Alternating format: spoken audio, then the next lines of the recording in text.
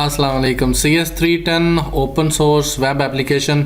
इसमें आपने एक डेटाबेस एप्लीकेशन बनानी है PHP और MySQL के थ्रू। आपके पास XAMPP इंस्टॉल होना चाहिए। XAMPP एक सॉफ्टवेयर है, ये किसी भी फ्री वेबसाइट से मिल जाता है। तो XAMPP आपके पास इंस्टॉल हो, उसमें आपने जाके डेटाबेस बनानी है।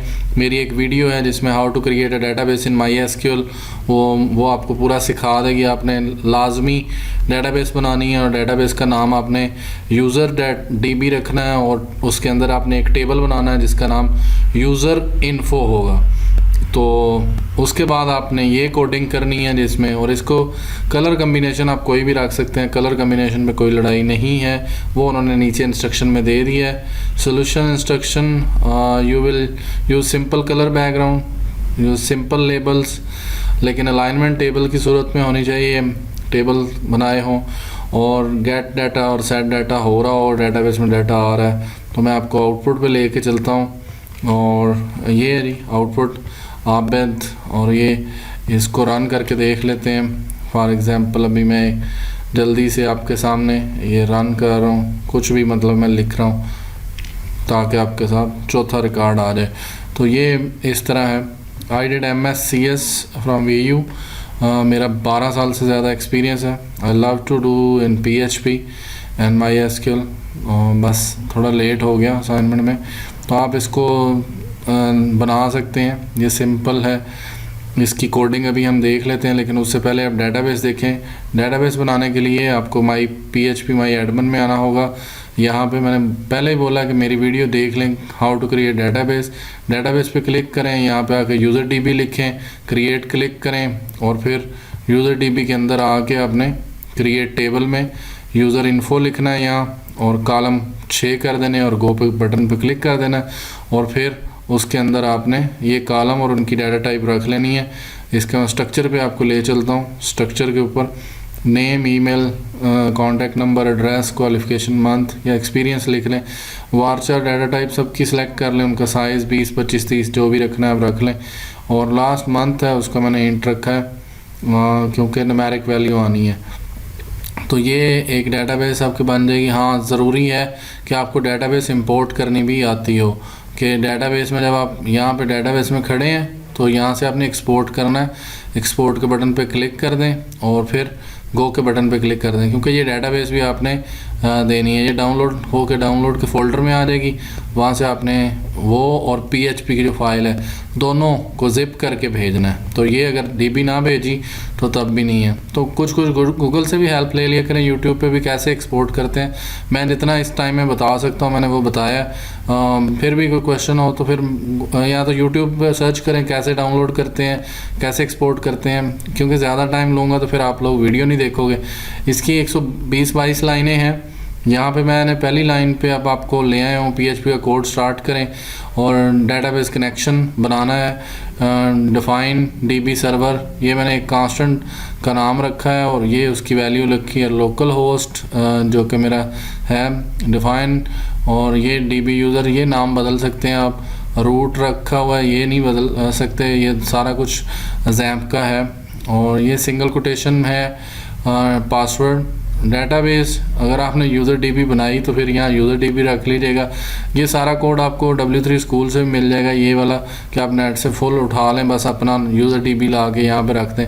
तो थोड़ा ध्यान से कोड देख लें। ये मैंने एक वेरिएबल बनाया है, इसको आप कनेक्शन का है, जगह जगह पे यूज़ होना है। MySQL, इसका नाम बदल सकते हैं। MySQL i_connect, ये एक फंक्शन है जिसमें आप ये चारों पैरामीटर दे देंगे। DB सर्वर कामा DB यूज़र नेम कामा DB पासवर्ड कामा DB डेटाबेस, जो मैंने यहाँ पे नाम रखे हुए हैं यही इसके अंदर आपने यूज़ कर लेने हैं। और दिस इज़ इट। यहाँ तक कनेक्शन हुआ है। यहाँ पे मैंने PHP बंद कर दी कोड, PHP दोबारा, और यहाँ पे line number 10 if is set post add, ये क्योंकि एक ही पेज पे रहना तो ये चेक करेगा कि ऐड का बटन प्रेस हो गया, क्योंकि मैंने जो सबमिट का बटन है उसका नाम रखा है ऐड। तो ये फिर जब वो ऐड का बटन प्रेस होता है तो सेम पेज पे रखने के लिए इसको यूज़ किया। ये वो चारों 6 के 6 वेरिएबल्स हैं। Name, email, contact number, address, ये टेक्स्ट बॉक्स के नाम हैं जो कि यहाँ पे यूज़ किए हैं। ये नीचे जाके जो input type is equal to text बनाते हैं उसमें name is equal to name, name is equal to EM। तो ये कोड वो है। यहाँ पे मैंने ये वेरिएबल बनाए हैं PHP के जो कि मैं क्यूरी के अंदर यूज़ करूँगा। $, लगता है PHP में हर वेरिएबल से पहले $, एक्सपीरियंस, क्वालिफिकेशन, एड्स, तो ये नाम बन गए। लाइन नंबर 21 इसमें हमने क्यूरी लिखनी है, SQL इंसर्ट इनटू, टेबल का नाम लिखेंगे, फिर ये डॉट लगाना है क्योंकि स्ट्रिंग जोड़नी है। उसके बाद कॉलम का नाम मैंने जो रखा हुआ name, email, CNO, address, qualification, आप जो डेटाबेस में नाम बनाएंगे फिर वही रखिएगा। और ये क्यूरी लंबी सी है, इसको मैं अगर इसको आपको दिखाना चाहूँ तो कुछ इस तरह है। ये जो कॉलम के नाम हैं, मंथ्स यहाँ तक और मंथ्स यहाँ तक आगे। लाइन नंबर 22 के ऊपर है, ये स्ट्रिंग जोड़ा जा रहा है, वैल्यूज़, और फिर name, email, contact number, address, qualification और ये एक्सपीरियंस। ये 6 के 6 वेरिएबल यहाँ क्यूरी के अंदर यूज़ किए हैं। क्यूरी को उसी तरह ही रहने दें क्योंकि ये ब्रेकेज होगी तो इशू करती है। MySQL i_query, ये क्यूरी एग्जीक्यूट करनी है। इसमें हमने वो जो DB ऊपर बनाया था कनेक्शन का वो कामा और SQL क्यूरी का नाम है। ये जो क्यूरी लिखी हुई है इसका मैंने नाम वेरिएबल का नाम ये रखा है। आप इसका SQL 1 रख लें, SQL 2 रख लें ताकि आपका डिफरेंट हो जाए। और ये वो पेज है जो कि लिखा हुआ echo meta HTTP equivalent refresh content is equal to 0। तो इसको इसी पेज पे रखने के लिए कि ये यहीं पे रिफ्रेश हो जाए, तो इसके लिए ये कोड यहाँ पे किया। क्यूरी लिखी है, क्यूरी को एग्जीक्यूट किया, यहाँ पे PHP ख़त्म है। आगे HTML है, शायद थोड़ी सी PHP और आए। HTML BG कलर, यहाँ पे बैकग्राउंड कलर दिया है। ये H1 अलाइन सेंटर और 310 डिव ID सेंटर है, इसको सेंटर रखने के लिए यूज़ कर रहे हैं। फॉर्म इसके अंदर बनाया है क्योंकि पोस्ट मेथड यूज़ किया है मैंने। ऊपर एक्शन कहीं पे भी नहीं जाना, अगर किसी पेज पे मूव करवाना होता तो यहाँ पे मैं URL लिखता। और लाइन नंबर 37 टेबल बनाया जी, table align center, width 400, border 0, cell spacing 1, cell padding 2। तो ये सिर्फ टेबल बना रहे हैं, उसके अंदर डाटा अरेंज करना है। TRTD विड्थ है, ये वो अब बनते जा रहे हैं जो नेम और वो चीज़ें हैं। नेम और TD विड्थ 230 ये रखनी है, बेशक रखें ना है तो ऑटो कर दें, कोई ज़रूरत नहीं है विड्थ लिखने की। Input name is equal to name, ये बहुत ज़रूरी है। अगर आपने ये गलत लिखा तो ऊपर डाटा इंसर्ट नहीं होना, क्योंकि मैं ऊपर नेम रख के आया हूँ, आपको बताया है। Type is equal to text है और ID ना लिखें बेशक। प्लेस होल्डर जो दरमियान में नाम शो हो रहा है वो है, और TR बाकी सारा अगर आपको थोड़ी सी भी समझ बूझ है तो आप इसको कॉपी पेस्ट कर लें। ये बस copy paste copy paste copy paste, क्योंकि ईमेल के लिए भी यही है, लेकिन सिर्फ यहाँ पे चेंज होनी है EM। इधर नेम है और इधर EM है। और उसके बाद कॉन्टैक्ट नंबर, जो चीज़ आपने डिस्प्ले करवानी है वो यहाँ पे लिख दें, और नेम CN जो आपने यूज़ करना है ऊपर उसके ऊपर फोकस रखिएगा। बाकी सारी चीज़ें input name is equal to और type is equal to text कर दें, कुछ भी और करने की ज़रूरत नहीं है। यहाँ बेशक बंद कर दें इसको, बस नेम चाहिए हमें जो कि हमने ऊपर यूज़ करना है। बाकी बेशक ID और प्लेस होल्डर ना लिखें। एड्रेस एक मैंने आपको बोला है, आपको सही तरह बनाना आ जाए तो आप बना लेंगे। TD एड्रेस तो ये अब आपके सामने ही है, इसका नाम बस चाहिए ADS आपको।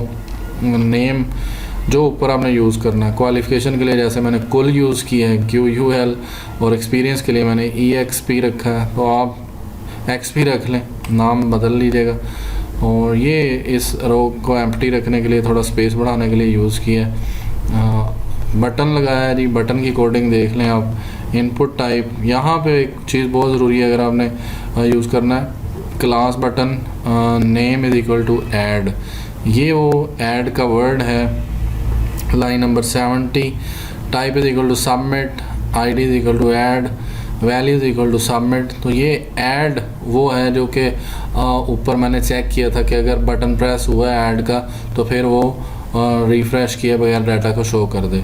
तो यहाँ पे नेम रखना ऐड ज़रूरी है, आईडी रखना ऐड ज़रूरी है, बटन की टाइप सबमिट रखी है, वैल्यू सबमिट रखने से उसके ऊपर सबमिट लिखा गया। तो यहाँ पे आप इसको TRTD के थ्रू बना लें। फॉर्म यहाँ पे क्लोज़ कर दें, टेबल के बाद डिव क्लोज़ हो गई है और ये दरमियान में कुछ लाइनें मैंने एक्स्ट्रा स्पेसेस दी हैं। ये अलग एक टेबल फिर शुरू किया है जो कि नीचे डाटा डिस्प्ले करेगा। यहाँ तक 97 लाइन से ऊपर डाटा इंसर्ट होना था।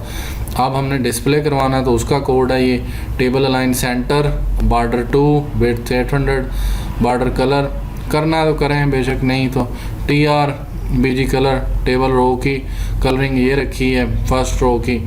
अलाइन सेंटर TH जो है वो टेबल हेडिंग के लिए यूज़ होता है। Name, email, contact number, address, qualification, experience. Spelling गलत होंगे काइंडली ठीक कर लिए क्योंकि मैंने ऐसे ही लिख दी हैं।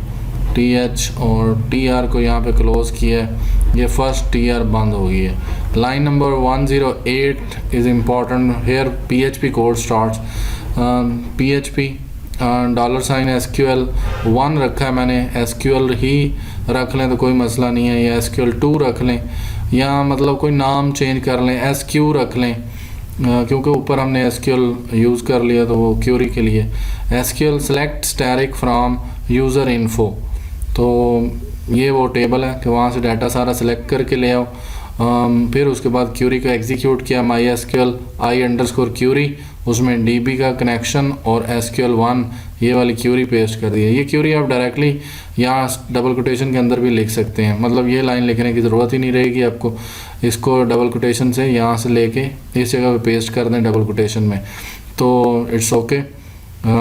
उसके बाद आपने लूप लगाना है, उसमें आपने एक रो बाय रो डाटा को फैच करना है। रिज़ल्ट फैच एसोसिएट और वो लेके आ जाएगा एसोसिएटिव रे रो में स्टोर करेगा। एक लाइन आ जाएगी टेबल में से अगर एक रिकॉर्ड हुआ और फिर उसको ला के क्या करेगा, echo TR align center TD, उसमें रो और फिर कॉलम का नाम लिखना है। रो 1 जो आया उसका पहले कॉलम को डिस्प्ले करना है, डॉट, उसके बाद फिर TD को बंद किया यानी टेबल डाटा पहला कॉलम बंद, फिर टेब डाटा शुरू, और इसी तरह ही सारे के सारे बारी बारी आपने लिख लेने। दरमियान में आपने इसको यूज़ करना है कॉनकैटिनेशन ऑपरेटर को। और ये लाइन थोड़ी सी मुश्किल है, इसको कहते हैं तो मैं ब्रेक डाउन कर देता हूँ नीचे। ये यहाँ पे मैं इसको तोड़ रहा हूँ ताकि आपको समझ आ जाए कि अच्छा ये इस तरह लिखनी है। हाँ जी, तो ये कुछ इस तरह का है कि आप उसको सामने रख लें, आप स्क्रीनशॉट ले लें ताकि आपको सही हो, लेकिन ये सारा एक ही लाइन में होना चाहिए। ये डॉट जो है ये कॉनकैटिनेशन ऑपरेटर के लिए हैं, ये नेट से भी आपको मिल जाएगा। इसी तरह ही कि इको में जो है वो टेबल को कैसे प्रिंट करते हैं, PHP में how to print data in the table, तो वो ये आ जाएगा। मेरे टेबल्स के कॉलम के नाम क्या क्या हैं, नेम, ईमेल, जो डेटाबेस में नाम रखे हुए हैं, टेबल के अंदर नाम जो रखे हुए हैं वो मैं यहाँ पे यूज़ करूँगा। और 118 पे ये लाइन नंबर 10 पे ख़त्म हो जाएगा। फिर टेबल को क्लोज़ कर दें, फिर बॉडी को क्लोज़ कर दें, फिर HTML को क्लोज़ कर दें। और ये जो डाटा था ये टेबल को डिस्प्ले करने के लिए था। और अगर आपने स्क्रीनशॉट ले लिया तो अच्छी बात है, फिर आप आसानी से इसको, ये 108-10 लाइन का कोड है, इसको आप एक ही लाइन पे सही करके लिख लें इको के सामने, ये इम्पॉर्टेंट है। और नेट से भी आपको, यानी मैंने बार बार बोला है कि वहाँ से ले लें, नेट से ले लें और फिर उसको अपने लिहाज से मॉडिफाई कर लें। और ये था जी कोड आपका CS3-10 का, database connectivity and data insertion. ये वो ऐड का बटन यहाँ पे एक्सेस हो रहा है। ये 100 लाइनों का कोड है, इसको काइंडली परफॉर्म कर लें। Thank you. अगर आपको वीडियो पसंद आई है तो चैनल को सब्सक्राइब कर दें।